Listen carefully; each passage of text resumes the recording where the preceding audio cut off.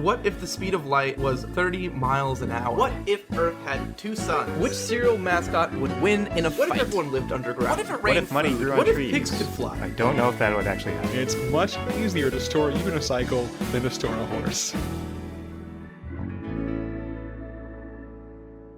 Hello everybody and welcome to Absurd Hypotheticals, the show where we overthink dumb questions so you don't have to. I'm your host Marcus Lehner, and I'm joined here today by Chris Yee and Ben Storms. Say Merry Christmas, guys! Hey, I'm Christmas. I'm Ben. You left me dumbfounded there, Chris. I slightly modified our intro for Christmas and our podcast has already deteriorated into nothing. No, Marcus, you were fine. That was okay. Well, it is Christmas, so of course we are doing a very Merry Christmas episode, and our question is, what if everything was Christmas? What does that mean? Well, we've each taken a thing, and we're like, hey, what if all of these things are the Christmas version of said thing? Like me. I'm Christmas. Yeah, like what if all Chris's were Christmas Chris's? I have a glass of mulled wine right now, and you're making me need this mulled wine right now, Chris. Ben, how about you get us started? What thing did you turn into Christmas things?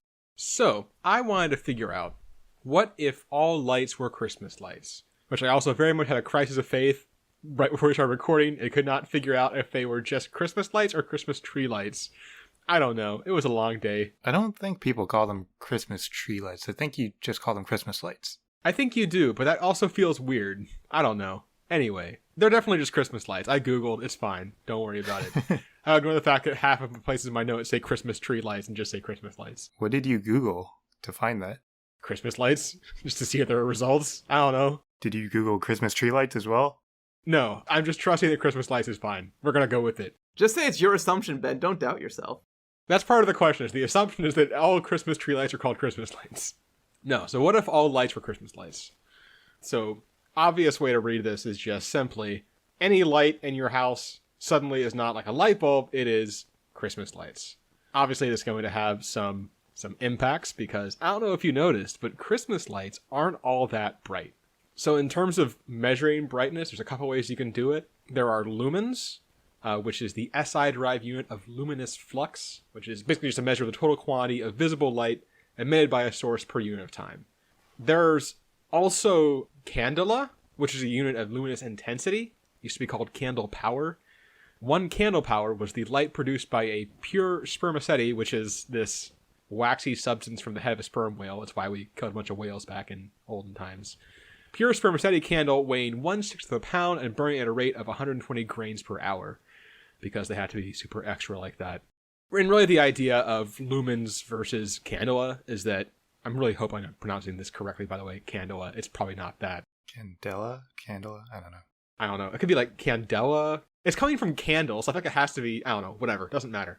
Candela involves how much area the light that's being produced covers. So the best way to sort of think about it is that you have a flashlight. That flashlight probably has a lower overall volume of light it's producing than like a lamp. So that flashlight is going to have lower lumens than the lamp would be. But the candle will be much higher because that flashlight is focusing all its light in a small area versus dispersing it all around. So I'm going to use lumens for all of this just because, one, we want to know if we can just sort of see generally and how we'll do that. And two, also, it's just a lot easier to find lumens numbers than candela. So we're going to roll with that. So an LED Christmas light, which is generally what people are using at this point, it varies the brightness based on the color, but the brightest you can get is a warm white Christmas light, which is about 4.7 lumens, which means absolutely nothing to you. But for comparison, a just 60 watt incandescent light bulb, just a, standard ass light bulb, produces around 800 lumens of light. So roughly 170 times as much light as one of these Christmas lights. And this is the point where I ran into a problem with answering this question this way, which is that you can do this, right? Like, yes, haha, they're dimmer, but light is additive. So if you had 170 Christmas lights, it would produce as much light as one of those regular light bulbs. And yes, it's awkward to cram 170 Christmas lights into where you'd have a single light bulb now. You can do it. And we could get by pretty much okay just with a bunch of lights everywhere. There are funnier examples too. Like I looked up, the lights on a police car can be around 30,000 lumens. So a police car would have like 6,300 lights on it, which would be kind of funny. But like it tops out at kind of funny, and that's just not great. I do like the police car with the light afro on it. The police car with the light afro is very good, and I really wanted to bring that one up because it's a great mental image. But that's kind of where the peak is. So we're going to change tacks a little bit here. Let's talk about how Christmas lights are wired. So when you wire a circuit, you either do it in parallel or in series, whatever, components are in your circuit. So in series, you wire everything in series, right? Everything is going, all your current is going from one component to the next in a chain around your power source. And this means that if one of those components dies and the circuit is broken, all of your circuit breaks. You can also wire things in parallel, which is where you don't have this single chain and you'll have like a distinct path for every component, so you don't have that happen. But generally, Christmas lights are wired in series. So if a single bulb fails, because that current is passing through the bulb, your entire string of lights will fail. In actuality, it's not quite that simple. One, there are Christmas lights that are wired in parallel. They're more expensive because it's a more complicated wiring setup, but you can do it. They do exist. Beyond that, ones that are wired in series usually aren't just straight in series anymore. Usually they have some number of, basically, it's like a little thing that will flip and complete the circuit without actually going through the light if the bulb, like the filament, breaks. So that one can burn out, that little like safety thing will flip down and the circuit will continue and you'll have your one burnt out light you can find and replace. But for a decent amount of time, that was kind of the way things worked, was if your bulb fails, your entire string of lights goes out. So what if instead of literally our lights are Christmas lights, what if instead our lights are Christmas lights in the more general sense than that they are a string of lights that are all connected and all have to be on all at the same time? How many, like how big of a network are you talking about? Let's start with a house. We'll start with a house. Okay. So you have a house. This isn't that bad. It's not great. I'll freely admit that. But basically just take your current abode, wherever you're living, and suddenly every light switch you have turns off or on every single light in your house. Honestly, not the worst thing. It's a little wasteful. You're going to have lights on where you don't need them. Convenient. It is. You do not have to worry about leaving a light on somewhere because you will know. Generally people will be on roughly the same schedules. So everyone's going to sleep around the same time. Hit the lights, you're good. If someone has to go sleep early, get a sleep mask. I don't know, it's fine. Not that big a deal. The one tricky thing is that when a bulb dies, all your bulbs die. And then you have the same sort of deal you have with Christmas lights where you're going through and changing out the light bulbs and seeing which one failed. Except that instead of being a string of lights you can sit on your couch and do, bit by bit, it's your entire house and everything's dark. Fortunately, this won't be that common of an occurrence because I looked up the lifespan of LED bulbs, which I'm assuming we would be using in this situation. And generally an LED bulb will run for 6,000 to 10,000 hours before not technically failing, but just reaching the point where it's no longer viable as a light bulb. And I guess occasionally failing. I mean, they will fail in that point sometimes too. But LEDs are weird. They kind of lose luminance as they go on. It's complicated. They get tired. They've been so bright for so long. I mean, it lasts a long time. So like 6,000 hours is like 250 continuous days. So they'll be bright for a long time, but they will eventually go. But occasionally you'll have this fun situation where one of your light bulbs dies and you just have to go through your entire house figuring out which one it is. Or more likely just at the same time, replace all of your light bulbs because you don't want to have to do this every, if they're going to fail around the same time, do this constantly, for like a month as they fail in sequence. So that's not great, but overall, not too bad. Where things get a little iffier is if you expand things slightly and look at, say, a dorm or an apartment building. Because suddenly you are not all living together in the same household. And I honestly think that you wind up working on a building lights on, lights off system, and I don't know any other way this could possibly work, which would suck and probably lead to a lot less people living in apartments. It's also really bad because it's the system can decide when the lights are on, but anyone can decide when the lights are off. Right. Yes. Yeah. No, I think that in the system you do not have a light switch. Okay, fair point. Your lights turn on at 7 a.m. Your lights turn off at whatever hour is, or sorry, your lights turn off at 7 a.m. No, wait, how do you do it? Hold on. Your lights turn on when it gets dark, as the sun goes down, and then turn off at like a designated bedtime. I guess there's like, you partially choose your apartment building based on the assigned bedtime. I hadn't actually thought about that, but It's like, man, yeah, the Reds learns a bit more, but bedtime's all the way at 11. yeah, it's worth it.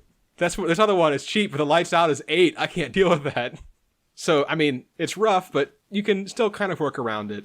I wanted to look into if there was any way to make this work with, if you take it to this like logical extreme conclusion, which is we're treating everything coming out of a power plant as a string of lights, and therefore everything sourced from like a single power plant is all on at the same time. One, in this scenario, I was going to extend it to all electricity.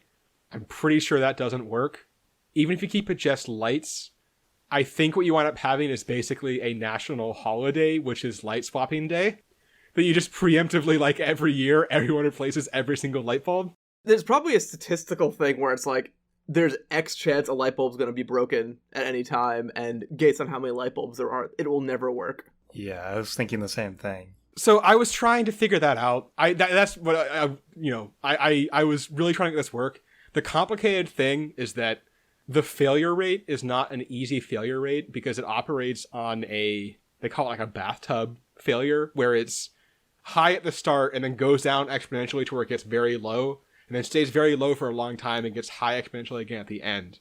The problem is, I'm pretty sure that yes, just statistically, it's going to be impossible, and that you're going to get some random failure like an hour into the lifetime of a light somewhere at basically all times. Yeah, if you have 1 million lights, which is not that many Right. coming out of a power plant, it's never gonna, it's too many. Right, exactly. So the answer is, if that's the case, it doesn't work. I think that's the takeaway. We don't have lights anymore. We're using candles. But on a smaller scale, if all lights were Christmas lights in the sense that they were really annoying strings that one burns out and you have to swear a bunch and try to replace a bunch of them, I think we could actually make do all right, even in the dorm/apartment situation, even if it would be incredibly annoying. So anyway, that's what I did. I'd love to know how big an afro a lighthouse had. That would be sick. I didn't think about looking at a lighthouse. Oh man. So lighthouses, God, getting super nerdy. Lighthouses would be weird because that would be a very like candela versus lumen situation, but it would be hilarious. Anyway, Marcus, what did you do? All right. My thing that is now a Christmas thing is trees. What if all trees were Christmas trees? So, first thing I'm going to say is there are several species of Christmas tree. Firs, pines, spruces, yada, yada, yada, yada. I rounded them all to pine trees. I'm going to say pine trees every time. I'm not going to differentiate between the species. They're all different types of needly green trees. And using Ben's excuses, the information is about pine trees that I found. So, all trees are now pine trees. So, kind of the first thing I was looking at, because we live up in the north, I was like, well, we got pine trees here, but can pine trees survive in places that aren't like, New England and Canada? And yes, in fact, they can. They can survive in USDA plant hardiness zones 2 through 10, which is out of there's only 13 of them. And this covers basically all locations from Alaska to southern Florida. So the pine trees can survive basically any climate.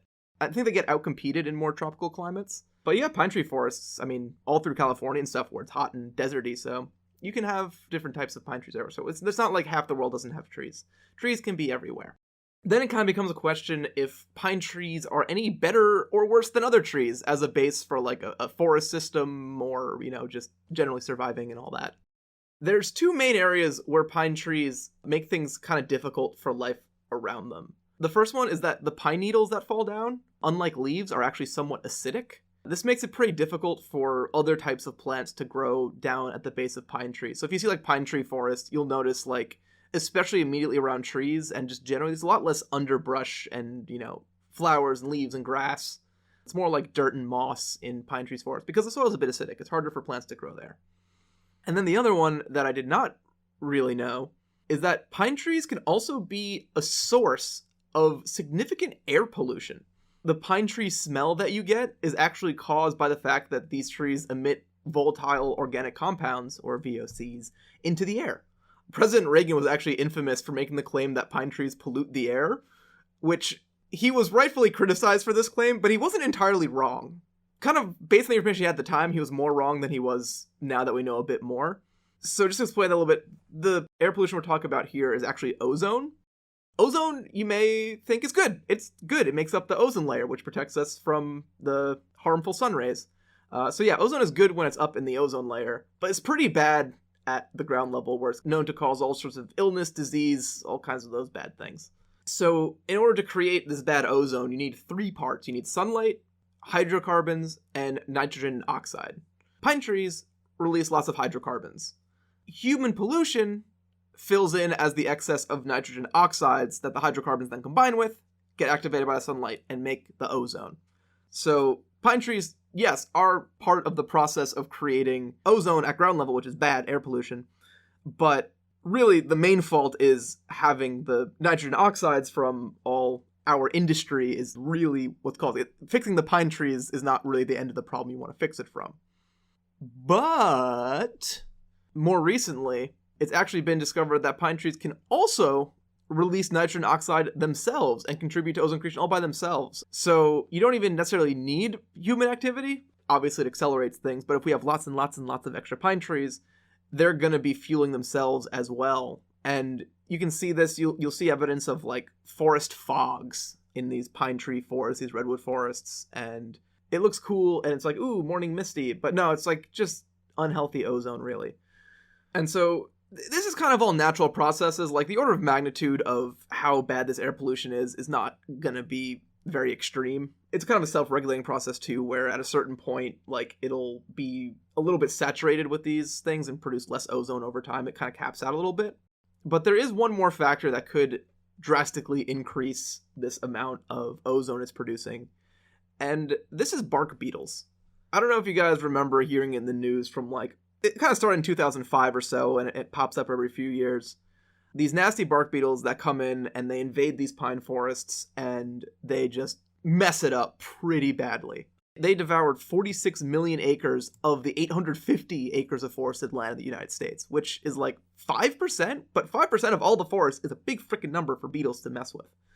So they basically, like, these beetles, they like bore into the trees and like build all these little tunnels and pathways, and through this they'll eventually kill the tree by just stopping its ability to get nutrients to the rest of it. And then the tree dies, increases the risk of forest fires. We've had plenty of those lately.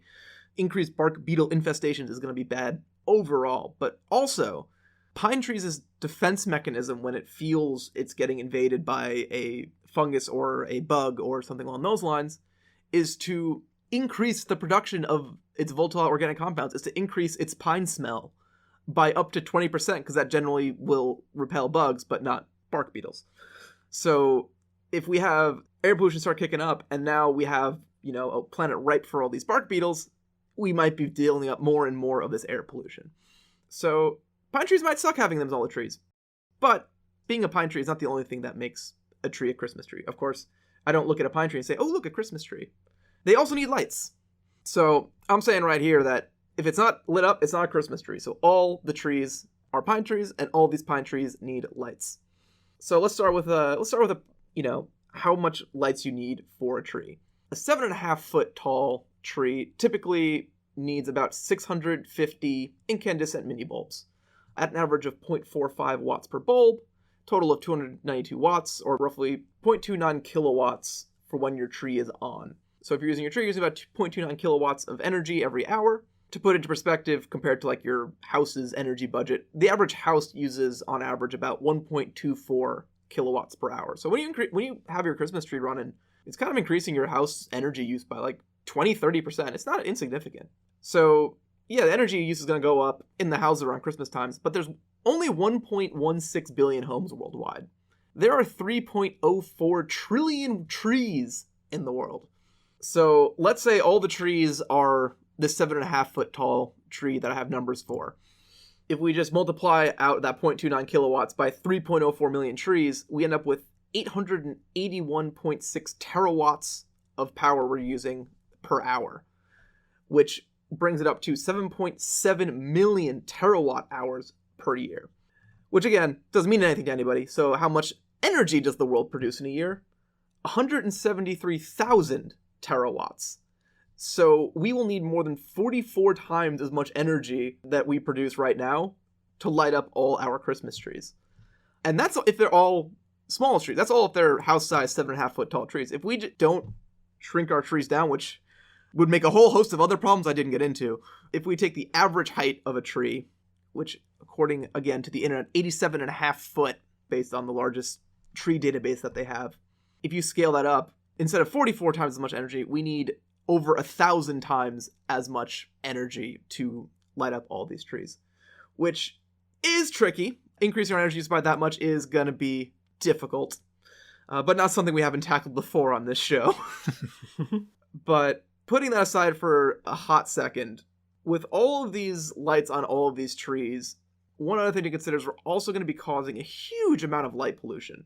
This is obviously bad in a general sense. It was a little bit weird because studies on light pollution tend to focus on like mental health and circadian rhythms, which are annoying but generally minimal effects.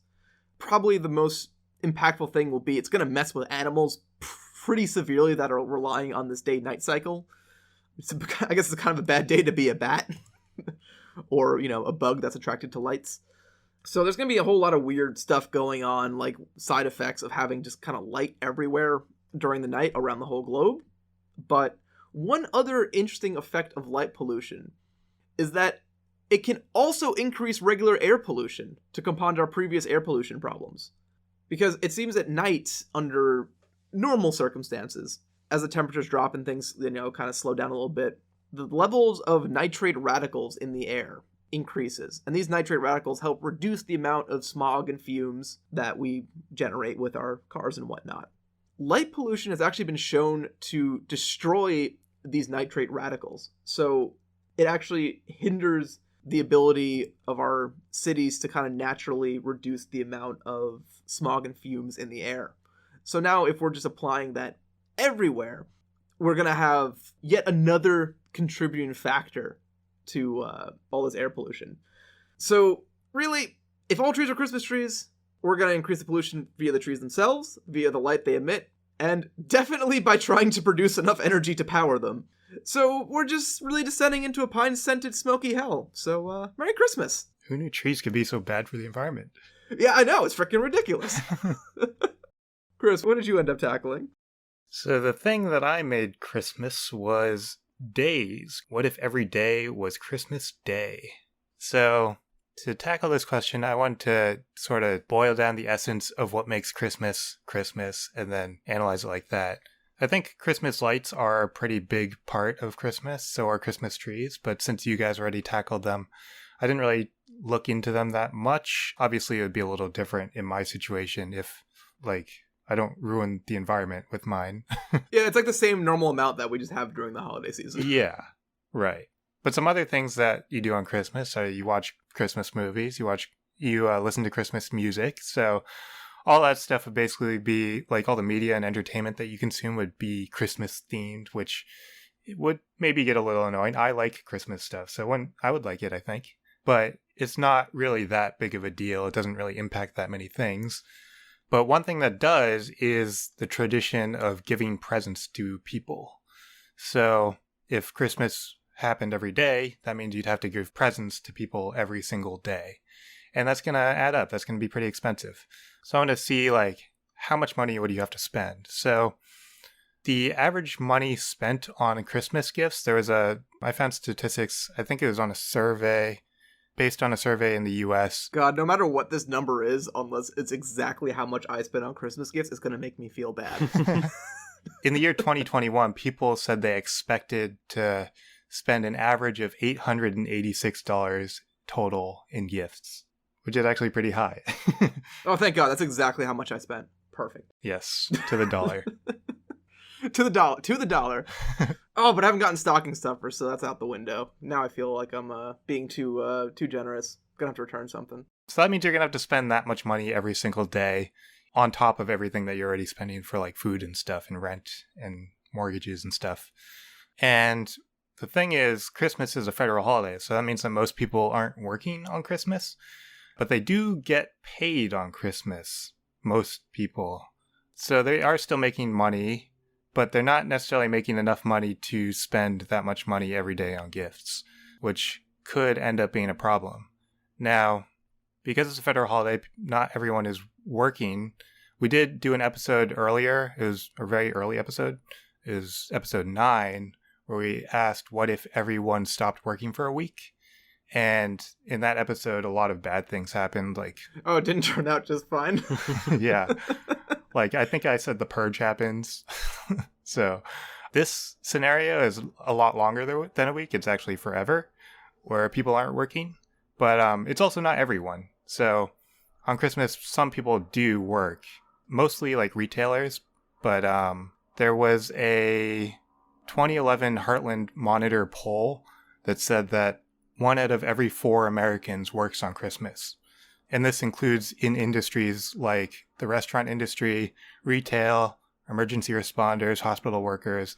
Basically anyone that's considered essential works, like Dunkin' Donuts and Starbucks. They work on Christmas. Yeah, on Thanksgiving, I got a coffee in the morning from a Dunkin' Donuts that was open. I was like, oh man, why are you guys open today? Oh wait, 'cause of me. Yes.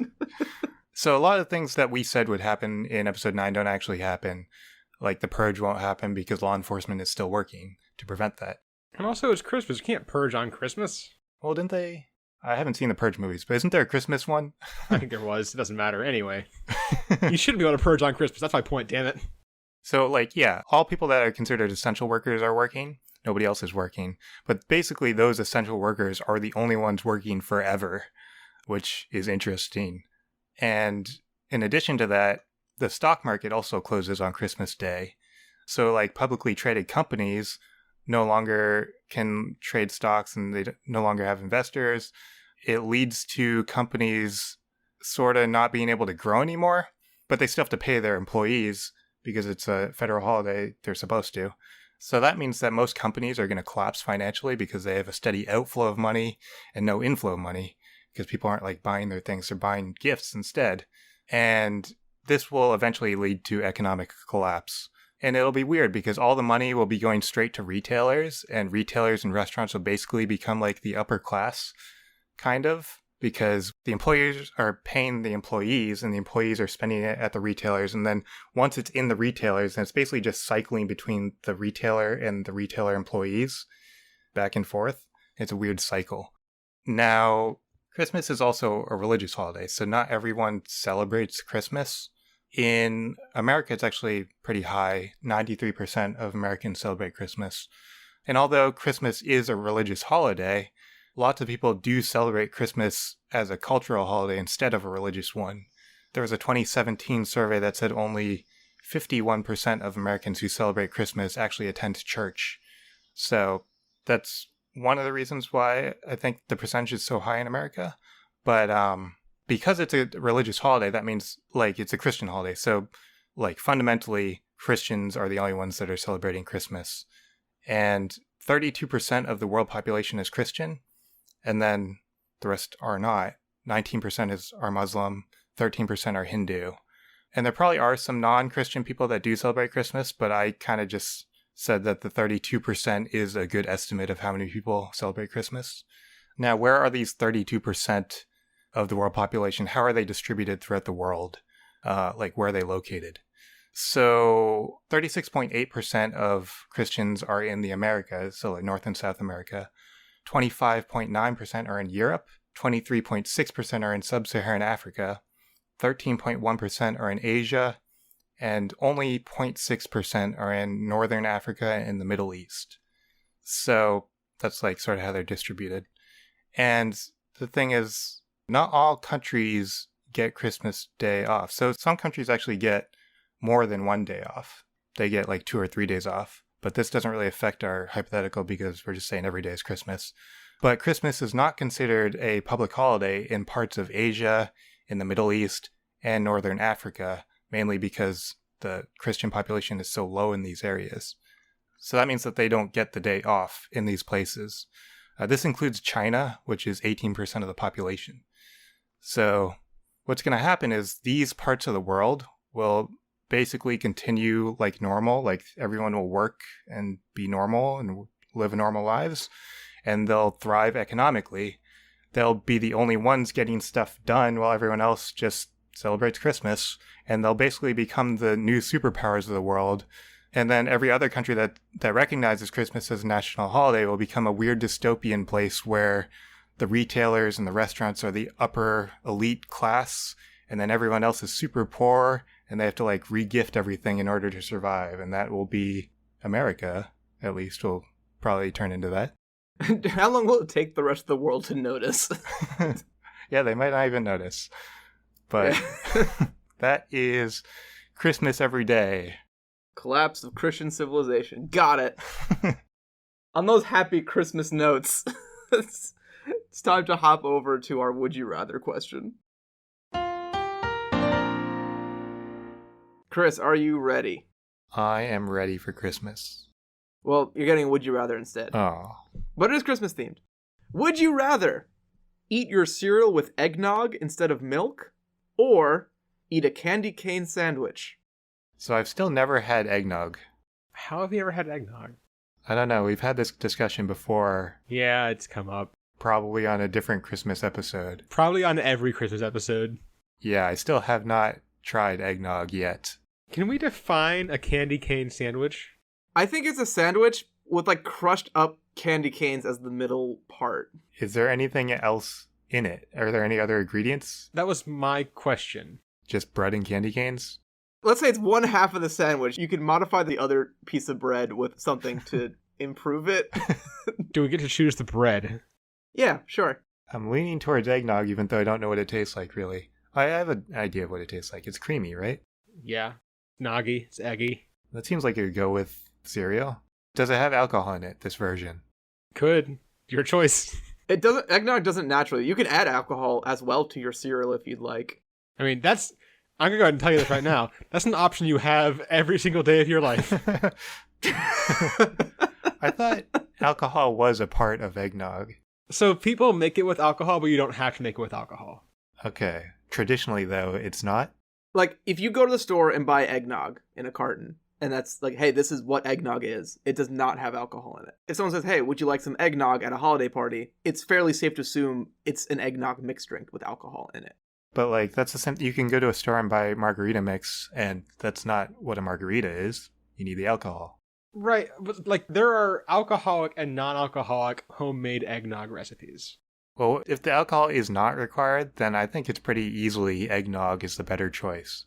All right, what if I suggest a peppermint stick sandwich? It is some good sort of sweet challah bread, layer of Nutella, and then your crushed candy canes.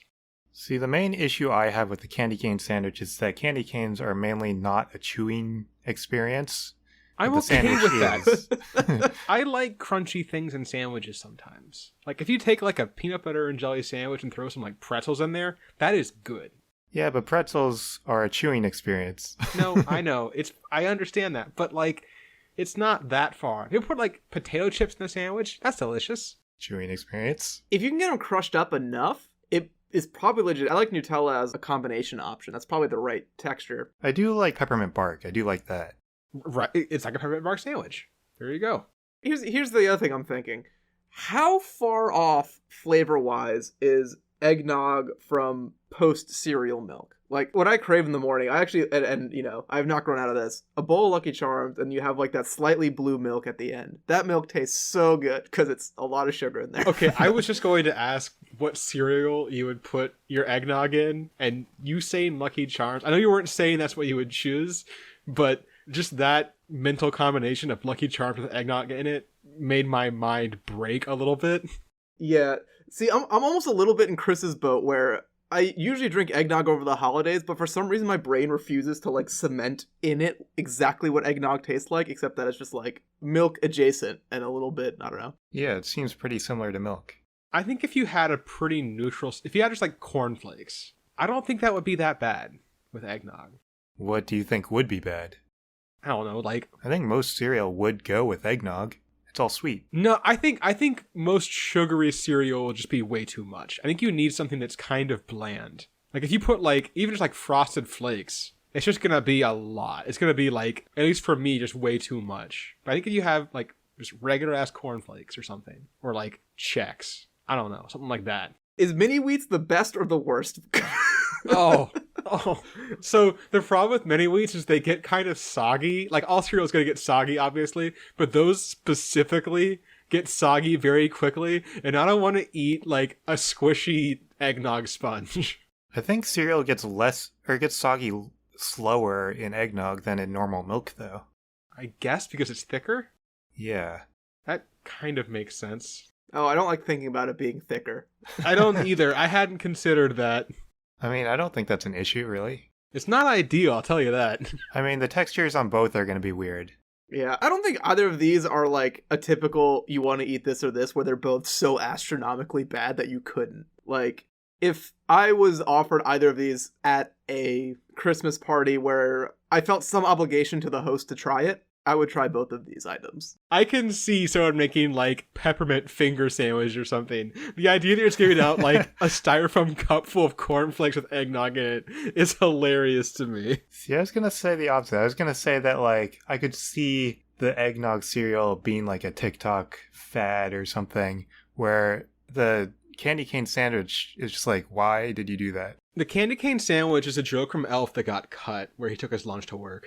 Oh, is it? No, that was it. Oh. I was like, that could be possible. Right, exactly. Like that's effectively what it is. I'm going to say I would actually try either of these, I think. You can't say both, though. That's cheating. Yeah, we should probably stop talking about it before I get actually curious about what this is. All right, I'm not going to say I'm going to try one of these on a behind-the-scenes episode, but I might try one of these on a behind-the-scenes episode. I'm not committing myself yet. I did not say that, but it's a possibility. He's doing both. No, I didn't say that. Ben, if you do one, I'll do the other. Oh, I like that deal. Do you get to choose which one you do? Does that depend on what you choose right now? Oh, man. So wait, I get to choose which one I do in the situation? We'll work it out. We'll figure it out. We'll figure it out. All right, we'll figure it out. Well, we should decide on this now. I think we've discussed this at length. So yeah, I kind of got sold by Ben's good sandwich idea. I'm kind of in for the candy cane Nutella sandwich. That seems pretty legit in my book. So I'm gonna go for the candy cane sandwich. Chris? I'm going for the eggnog cereal. I think both textures will be weird, but like eggnog cereal is closer. It's pretty close to just normal cereal, I think. It's just a little weird. Also, you gotta try eggnog at some point, so might as well do it there. Yeah, I know.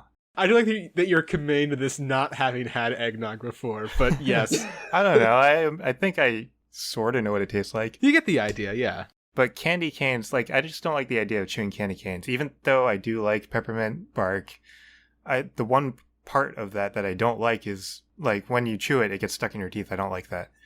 So I feel like I would not like a candy cane sandwich. That's the thing about the candy canes is that they're not just crunchy, they're like chewy crunchy. It's weird. Yeah, they're not meant to be chewed. Yes, that's the answer. I think I may also go with the cereal. That was surprising. I thought you were going to choose the other one. I really thought I was too, but the more I think about the cereal, it's just like people had to have made it at some point. Kellogg must have made like a, eggnog frosted flakes at some point. They just have like this, nutmegs and stuff on it.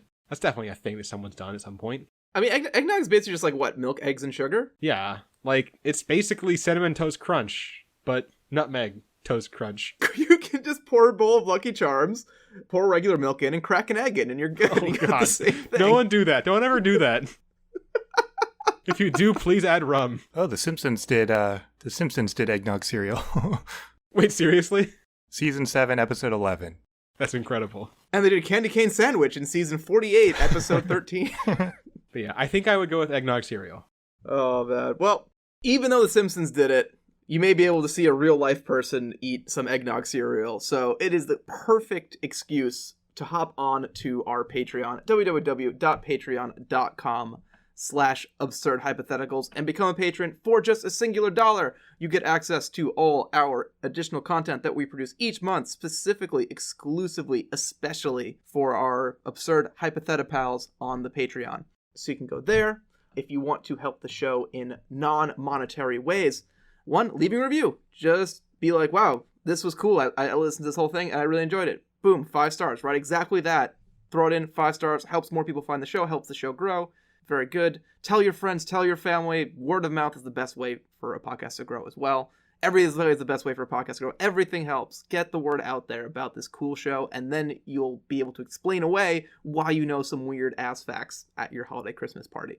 If you want to be directly a part of the show through your own thoughts, send us a question. We love to get listener questions, listener would you rathers, and if you have a cool idea for a hypothetical question for us to answer, send it in. Probably best is via email, absurdhypotheticals@gmail.com, or send us a message through the Patreon if you happen to be a patron. Or if you're on YouTube, in the comments, because that's probably easier for you. You don't even have to click away, you just scroll down. Yeah, if you're on YouTube, just right down there. Just you can't see me pointing, but I'm pointing down below the video. God, it being an audio-only form, that's terrible. Can't point to anything. Well, you can, it just doesn't do much. So once you've done all those 17 different things I asked for as a Christmas gift to us, you can join us next week, where we do our 2021 you should say the remix hiatus.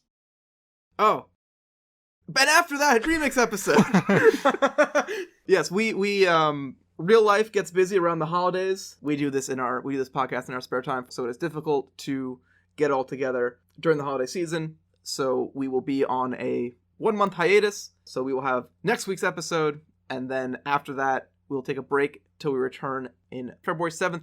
Mark it on your calendars. We will be returning there with fresh new hypothetical questions for you, the listener. But we will still have our Patreon episodes during that.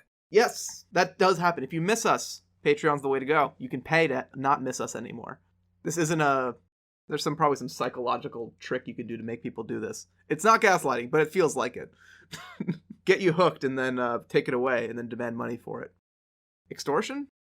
Is that what we're doing? I don't know what you're going for here, dude. Yeah. All right, join us next week, where we tackle our very, very exciting 2021 remix, where we mash up episodes from this year into super Frankenstein monster questions. It's crazy.